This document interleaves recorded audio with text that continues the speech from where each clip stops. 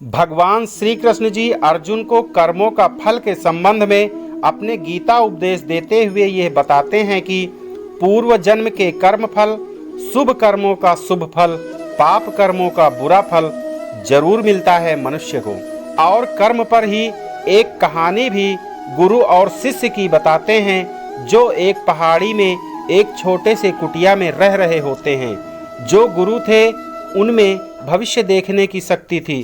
सर्वप्रथम आगे बढ़ने से पहले आप सभी प्यारे भक्तों को सुरेंद्र कोहली का जय श्री कृष्णा। आप सभी प्यारे भक्त लोग हमारे डी गीता ज्ञान यूट्यूब चैनल को सब्सक्राइब करके बेल घंटी को टच करके आल पर जरूर लगा दीजिए, ताकि हमारी समस्त वीडियो का नोटिफिकेशन आप सभी को हमेशा सबसे पहले मिलती रहे।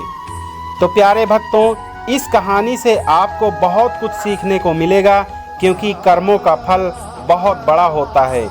भक्तों, इस जीवन में कौन क्या करता है, कैसे करता है, यह सब पर ही निर्भर करता है। तो अब सुनिए ये कहानी श्री कृष्ण जी के अनुसार। एक बार की बात है, एक पहाड़ पर एक कुटिया थी और उस कुटिया पर एक गुरु और उसका शिष्य रहा करते थे। और उस गुरु को बहुत ही सिद्धियां प्राप्त थी और उनकी सिद्धि हर जगह प्रसिद्ध थी। वो वहाँ के लोगों में इतने ज़्यादा प्रचलित थे कि लोग उनकी शक्तियों से भली भांति परिचित थे। वो ध्यान में बहुत ही ज़्यादा लीन रहते थे। कई बार वो 2, 3, 4 दिनों तक ध्यान में बैठे रहते थे, पर वो कुछ खाते पीते भी नहीं थे। उनके ध्यान की शक्ति की खास बात यह थी कि वो ध्यान करते करते भविष्य देखने में सक्षम थे। एक बार ऐसे ही वे ध्यान में लीन थे तो एकाएक देखते हैं कि अगले 8 दिनों बाद उनके शिष्य की मृत्यु तय है। और यह भविष्य देखकर वो अत्यधिक व्यथित हो जाते हैं और परेशान होते हैं। उनका ध्यान एकाएक भंग हो जाता है और वो सारी बातों को सोचकर घबरा जाते हैं और वो सोच में डूब जाते हैं कि मेरे शिष्य के पास जीवन के केवल 8 ही दिन शेष हैं। इसके बाद गुरु अपने शिष्य के पास जाते हैं और उसे कहते हैं कि मैं सोच रहा हूँ कि तुम अगले 8 दिनों के लिए अपने परिवार के पास गांव में मिलने के लिए चले जाओ। यह बातें सुनकर उनका शिष्य बहुत ज़्यादा खुश हो जाता है और वह अपने गुरु को कहता है कि गुरुजी, सच में मुझे भी बहुत दिनों से अपने परिवार वालों की याद आ रही थी। मैं भी सोच रहा था कि मैं भी अपने परिवार वालों के पास जाकर मिल लेता हूँ। और वह अपने गुरु से आज्ञा लेते हुए पहाड़ी से नीचे की ओर चलना शुरू कर देता है। लेकिन वो इस बात पर ध्यान नहीं देता है कि उसके गुरु की आंखों में आंसू आए हुए होते हैं। वो चलते चलते पहाड़ से जैसे ही नीचे एक समुद्र के पास पहुंचता है तो देखता है कि एक रेत के टीले के पास चींटियों का घर था और उस घर से बहुत सारी चींटियां बाहर की तरफ आ रही थी और बहुत सारी चींटियां अंदर की तरफ जा रही थी। चींटियां आपस में बार बार टकराकर अपनी दिशा को खो देती थी और उसके बाद फिर से इधर उधर चलना शुरू कर देती थी। यह देखकर उस शिष्य को बहुत ज़्यादा आनंद आ रहा था। लेकिन वह एकाएक देखता है कि समुद्र की लहरें बहुत तेजी से उफान खा रही थी और शिष्य को समझ आ जाता था कि कुछ ही पलों के अंदर यह सारा पानी चींटियों के घर में घुसकर उनके घर को तोड़ देगा और इसकी वजह से बहुत सारी चींटियों की जान चली जाएगी। वह अपनी समझदारी दिखाते हुए अपने ऊपर वाले वस्त्रों को खोलता है और उसके अंदर रेत भरकर एक तरह की 4 दीवारी उस चींटियों के घर के ऊपर बना देता है। 4 दीवारी इस तरह से बनाता है कि समुद्र से आने वाला पानी उनके घर तक न पहुंच सके।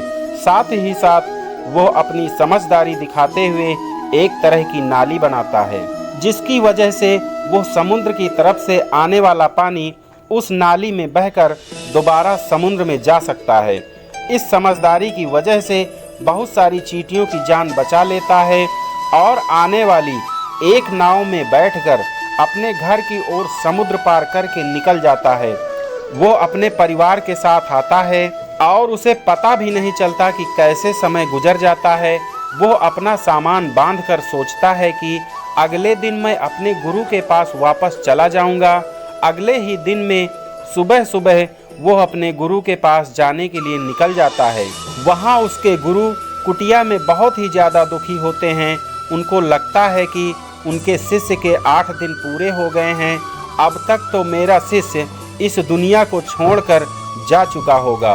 वो गुरु उसके दुख में होते हैं कि एकाएक वो देखते हैं कि कोई मनुष्य उनकी कुटिया की ओर आ रहा है। वो जब ढंग से देखते हैं तो उनको पता चलता है कि यह तो उन्हीं का शिष्य है जो उनकी ओर चला आ रहा है। वो दौड़कर एकाएक अपने शिष्य के गले लग जाते हैं और अपने शिष्य का हाल चाल पूछते हैं और शिष्य यह देखकर चौंक जाता है।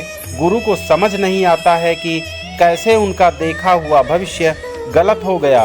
वो अपने शिष्य से पूछते हैं कि बेटा तुमने 8 दिनों में क्या क्या किया। शिष्य अपने परिवार के साथ बिताए हुए सारे पलों के बारे में बता देता है, लेकिन उसके गुरु को ऐसा कुछ भी इन 8 दिनों में खास नहीं लगा। फिर शिष्य कहता है कि मैं आपको एक बात बताना भूल गया। जब इस पहाड़ी से मैं नीचे समुद्र की ओर चला गया था तब मैंने ऐसे ही एक चींटियों की जान बचाई थी। उसके बाद गुरु समझ जाते हैं कि उसके कर्मों की वजह से ही वो शिष्य बच पाया था और गुरु एकाएक कहते हैं कि कर्म जरूर लौट कर आते हैं। तो साथियों, इस कहानी से हमें ये सीख मिलती है, जीवन में हमेशा ऐसे कर्म करो जो कि कभी लौट कर भी आए तो आपका भला ही करें।